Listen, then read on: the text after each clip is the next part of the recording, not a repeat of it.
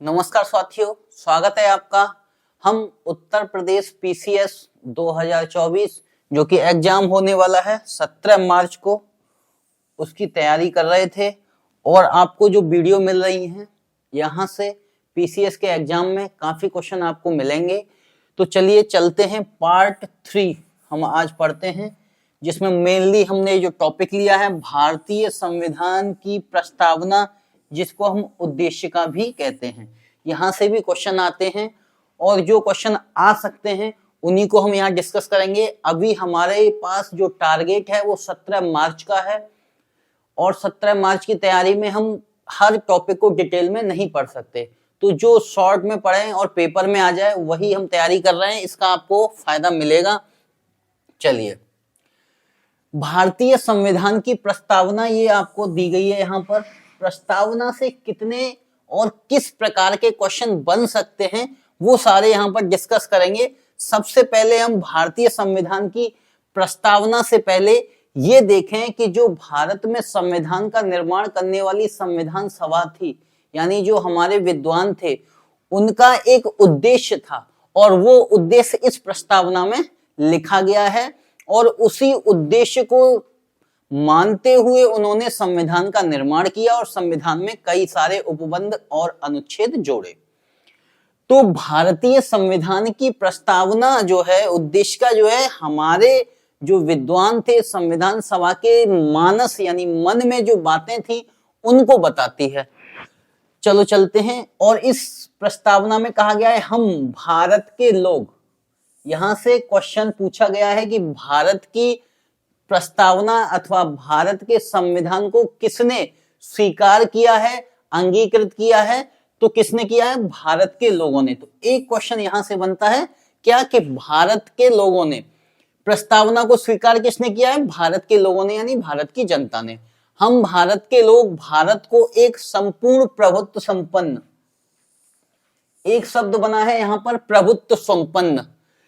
संविधान के प्रस्तावना से प्रभुत्व संपन्न से भी कई क्वेश्चन पूछे गए हैं। प्रभुत्व संपन्न का एक सामान्य अर्थ आप समझिए जो आपके पेपर में काम आएगा। पेपर में अगर क्वेश्चन आता है तो वहां से हो जाएगा। दो मामलों में, राज्य अर्थात कोई देश अपने आंतरिक मामलों के निर्णय स्वयं ले, दूसरा राज्य अपने विदेशी मामलों यानी विदेश के जो भी रिलेशंस होते हैं उनके मामले अपने आप स्वयं ले, तो वैसा देश हम कहते हैं कि वो प्रभुत्व संपन्न है। अर्थात कोई देश बाहरी विदेशी ताकत के दबाव में अपने डिसीजन ना ले, ऐसा देश अगर कोई है तो वो प्रभुत्व संपन्न कहलाएगा। और डिसीजन दो तरीके के होते हैं, एक तो देश की बाउंड्री के अंदर कोई डिसीजन लिया जाना है और देश के बाहर विदेश के संदर्भ में कोई देश के लिए डिसीजन लेना है। तो वो भी दोनों डिसीजन, अगर कोई सरकार ऐसी है या देश ऐसा है जो उसका कोई दबाव नहीं रहता बाहरी और वो स्वयं अपने आप डिसीजन लेता है, तो उसे कहते हैं प्रभुत्व संपन्न। बस इतनी सी बात समझिए। तो यहां से जब भी पूछा जाए कि प्रभुत्व संपन्न का भारतीय प्रस्तावना में क्या अर्थ है, तो इसका अर्थ यह है कि भारत अपने आंतरिक एवं विदेशी मामलों के संदर्भ में डिसीजन लेने के लिए स्वतंत्र है, इसीलिए भारत को प्रभुत्व संपन्न देश कहा जाता है। दूसरा, समाजवादी। समाजवादी को आप समझते हैं पंथ निरपेक्ष। पंथ निरपेक्ष का मतलब कि भारत के धर्म और धर्मों के बीच में जो पंथ बने हैं, छोटे छोटे पार्ट हुए हैं, उन सभी मामलों में भारत का राज्य यानी भारत देश की सरकार निरपेक्ष होगी, किसी के साथ कोई भी भेदभाव नहीं किया जाएगा। इसका और व्यापक अर्थ होता है, लेकिन अभी फिलहाल इतना ही समझिए। लोकतांत्रिक गणराज्य, यहां पर एक शब्द आया गणराज्य, यहां से भी क्वेश्चन पूछा गया है। गणराज्य का मतलब होता है कि देश का जो प्रमुख होगा यानी मुखिया होगा वो वंशानुगत ना होके निर्वाचित होना चाहिए, जनता के द्वारा निर्वाचित हो, ऐसे देश को गणराज्य कहते हैं। जैसे भारतीय देश में, भारत के संविधान में सरकार का सबसे बड़ा मुखिया यानी नाम मात्र का कह लीजिए भले ही, लेकिन कौन है? राष्ट्रपति। वो राष्ट्रपति भारत में निर्वाचित होगा, ना कि वंशानुगत यानी वंश के क्रम के अनुरूप आएगा।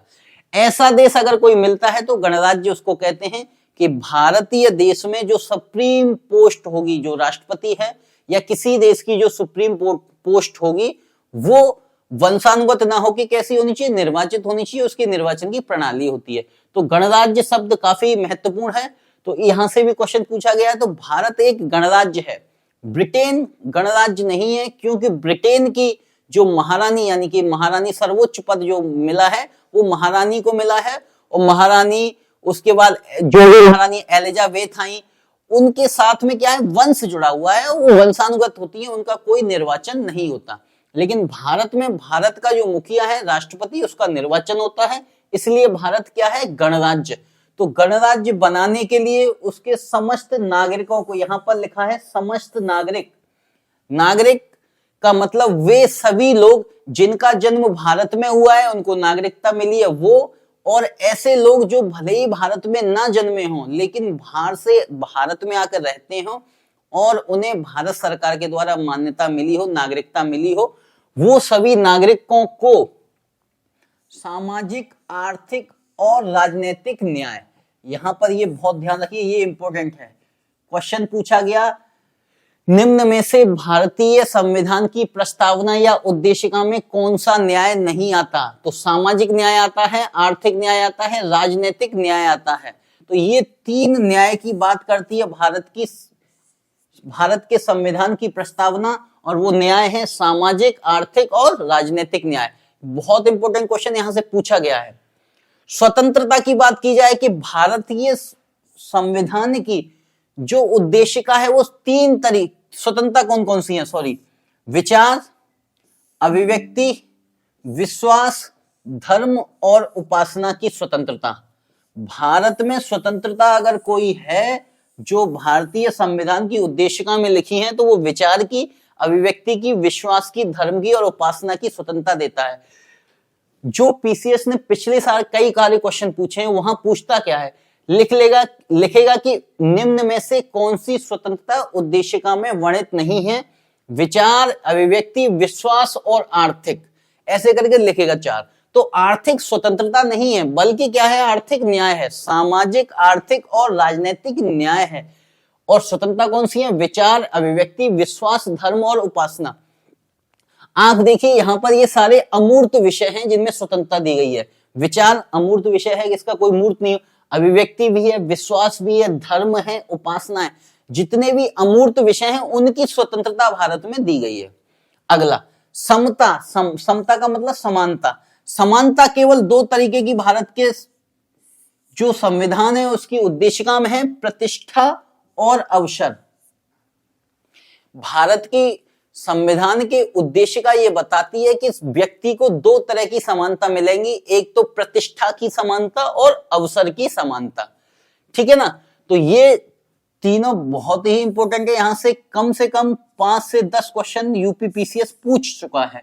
तो आपको याद रखना चाहिए कि क्या प्रतिष्ठा और अवसर की समानता यहां दी गई है, विचार, अभिव्यक्ति, विश्वास, धर्म और उपासना की स्वतंत्रता दी गई है, सामाजिक, आर्थिक और राजनीतिक न्याय दिया गया है। बहुत इंपॉर्टेंट है, इसको याद कर लेना, बहुत काम आएगा आपका। उसके बाद तथा उन सब में व्यक्ति की गरिमा और राष्ट्र की एकता और अखंडता सुनिश्चित कराने वाली बंधुता बढ़ाने के लिए, भारत के संविधान में बंधुता की भी बात की गई है, बंधुता बढ़ाने के लिए दृढ़ संकल्प होकर अपनी संविधान सभा में आज तारीख 26 नवंबर 1949, ये 1949 लिखा हुआ है, मिति मार्गशीर्ष शुक्ल सप्तमी संवत 2006 विक्रमी को एतद द्वारा इस संविधान को अंगीकृत, अधिनियमित और आत्मर्मित करते हैं। ठीक है ना। तो भारत के लोगों ने ये किया है। क्वेश्चन जो पूछे गए वो यहां से पूछे गए हैं, जो प्रस्तावना उद्देशिका में क्या न्याय कौन सा दिया गया, स्वतंत्रता कौन सी दी गई है, समता कौन सी दी गई है। भारत के संविधान की जो उद्देशिका है वो इस तरीके से लिखी गई है, इसको आप देख सकते हैं, नेट पे भी मिल जाती है। आगे चलते हैं कि इससे और क्वेश्चन कैसे बने हैं। देखिए अब सवाल ये है कि क्या भारत के संविधान की उद्देशिका को संविधान का अंग माना जाए या नहीं। तो इस संदर्भ में सुप्रीम कोर्ट के डिसीजन को सबसे पहले मान्य किया गया और बेरुबारी संघ 1960 के मामले में, बेरुबारी केस बहुत ही इंपॉर्टेंट है, पॉलिटी पढ़ने वाले सभी विद्यार्थियों को यह पता होना चाहिए क्या है। बेरुबारी संघ 1960 के मामले में न्यायालय ने निर्णय दिया था कि उद्देशिका अथवा प्रस्तावना संविधान का अंग नहीं है। एक क्वेश्चन यहां से आपका बना है और ये पूछा भी गया है, किस वाद में सुप्रीम कोर्ट के द्वारा डिसीजन दिया गया कि संविधान की प्रस्तावना संविधान का अंग नहीं है। तो ये वाद था बेरुवारी संघ। बेरुवारी संघ बहुत ही चर्चित वाद रहा है। भारतीय संविधान का 9वां संविधान संशोधन अगर आप पढ़ेंगे तो इसमें इसके बारे में चर्चा मिलेगी आपको। इसकी वीडियो अलग से मैं बनाऊंगा, तब इसको समझाएंगे। फिलहाल आप ये याद रखिए कि वो कौन सा मामला है जिसमें सुप्रीम कोर्ट ने भारतीय संविधान की उद्देशिका को उसका अंग नहीं माना, तो वो है बेरुवारी संघ 1960 के मामले में। उसके बाद केशवानंद भारती बनाम केरल राज्य, ये बहुत ही फेमस वाद रहा है।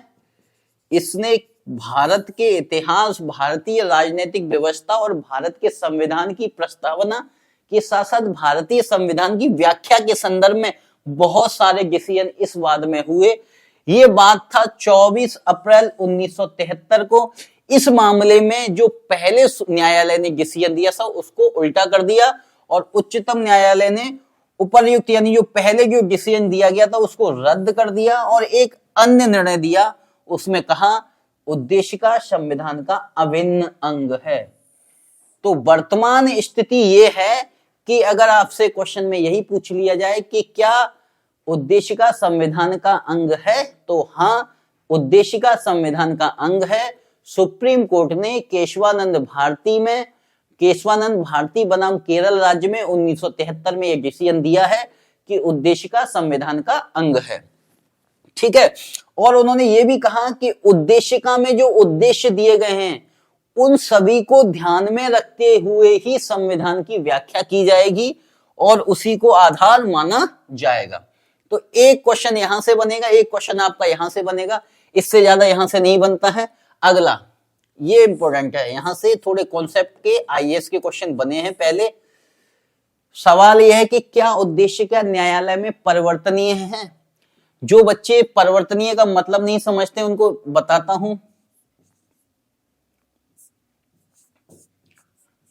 इसका मतलब है कि इसके लिए न्यायालय में जाया जा सकता है या न्यायालय में जाकर इसके लिए क्या न्याय मांगा जा सकता है। अगर हम कोई बात ये कहते हैं कि मूल अधिकार न्यायालय में परिवर्तनीय हैं, इसका मतलब यह है कि मूल अधिकारों के खिलाफ कोई भी व्यक्ति न्यायालय में चला जाएगा और वो कहेगा कि मेरे मूल अधिकारों का शोषण हुआ है, मुझे जो है न्याय दीजिए। लेकिन अगर मूल अधिकार परिवर्तनीय नहीं होते तो वो नहीं जा सकता था। तो ऐसे ही उद्देशिका न्याय योग्य नहीं है, अर्थात ये न्यायालय में परिवर्तनीय नहीं है। मतलब ये हुआ कि उद्देशिका में जो भी उद्देश्य लिखे गए हैं उसके खिलाफ कोई भी व्यक्ति सुप्रीम कोर्ट में जाकर ये नहीं कह सकता कि साहब उद्देशिका में जो समानता दी गई है, जो न्याय दिया गया है वो मुझे नहीं मिला। आप उसके लिए नहीं जा सकते, न्यायालय में ये परिवर्तनीय नहीं है।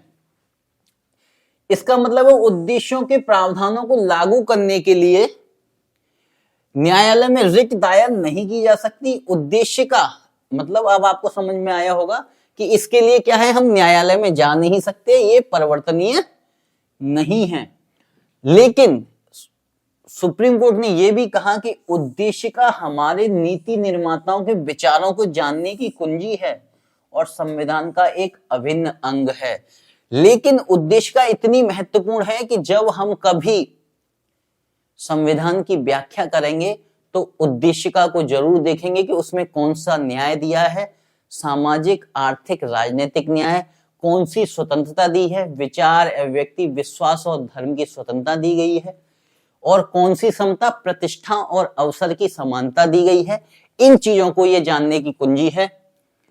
अब एक सवाल जो यहां से बहुत बार पूछा गया, उद्देशिका में अब तक केवल एक बार संशोधन किया गया है और ये अगर एक बार हुआ है तो ये संशोधन बहुत महत्वपूर्ण हो जाता है।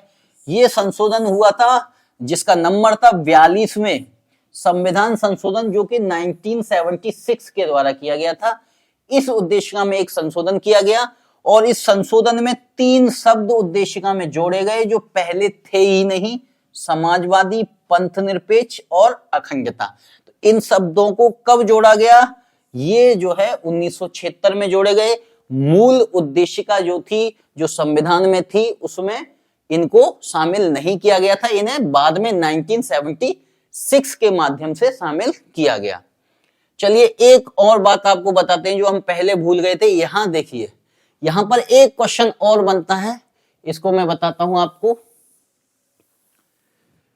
एक क्वेश्चन यहां से बनता है कि संपूर्ण प्रभुत्व संपन्न समाजवादी पंथ निरपेक्ष लोकतांत्रिक गणराज्य, ठीक है ना, यहां से सीक्वेंस पूछ लेता है। पहले नंबर पे ये आ गया, दूसरे नंबर पे समाजवादी, तीसरे नंबर पर प्रिंसिपल मतलब पंथ निरपेक्ष, और चौथे नंबर पर लोकतांत्रिक गणराज्य। इसको हम याद करने की एक ट्रिक थी, प्रभुत्व संपन्न समाजवादी पंथ निरपेक्ष लोकतांत्रिक गणराज्य। तो इस तरीके से भी आप याद रखना, ये सीक्वेंस पूछा जाता है। प्रभुत्व संपन्न समाजवादी पंथ निरपेक्ष लोकतांत्रिक गणराज्य पूछा जाता है कि उद्देशिका में निम्नलिखितों का क्रम क्या है। तो क्रम से लगाने के लिए पूछा जाता है, तो इसको भी आप याद रखना। ये भी क्वेश्चन कई बार पूछा गया है। आगे चलते हैं।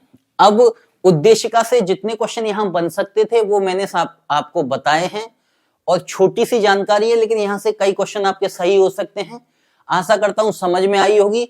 मिलते हैं अगली वीडियो में। Thank you.